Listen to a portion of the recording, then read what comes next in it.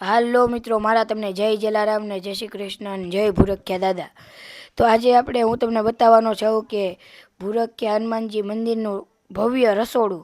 એટલે કે તમે જોઈ શકો છો, અહીંયા મેં જોયું ને તો હું આશ્ચર્યચકિત રહી ગયો કે અહીંયા નાના નાના બાળકો પણ સેવા આપે છે. સ્વયંસેવકો તો ઘણાય છે, પણ સાથે સાથે 5-6 વર્ષના ટેંડુડિયાઓ પણ અહીં સેવા આપે છે.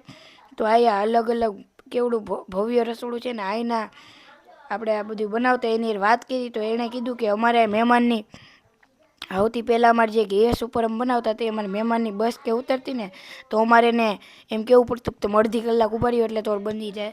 અને હવે અમને આવી બધી સુવિધાઓ મળી ગઈ છે ને, તો હવે અમે ગમે એ બસ મોટી ઉતરે ને એને એમ કહી શકવી છીએ કે 10 જ મિનિટ ખમો તો ખાવાનું તૈયાર થઈ જાય છે. બધું ઓટોમેટિક કામમાં ચાલે છે. તમે જોઈ શકો છો રોટલી પણ ઓટોમેટિક બને છે. આ ભાઈ જો પીંડા કરી નાખે છે, અને પીંડા કરવાનું પણ બાજુમાં તમે જોઈ શકો છો અલગ મશીન છે. અને આ 3 વાર તપેલા તમે જે પહેલાં જોયા એમાં કઢી, પછી જે શાક છે, પછી ખીચડી છે, એ બધું એમાં બને છે. અને અહીંયા રોટલી નીકળે એમાં અહીંયા ભાઈ ઘી ચોપડતા જાય છે. તો મિત્રો તમે જોઈ શકો છો ભૂરખ્યા ધામનું ભવ્ય રસોડું.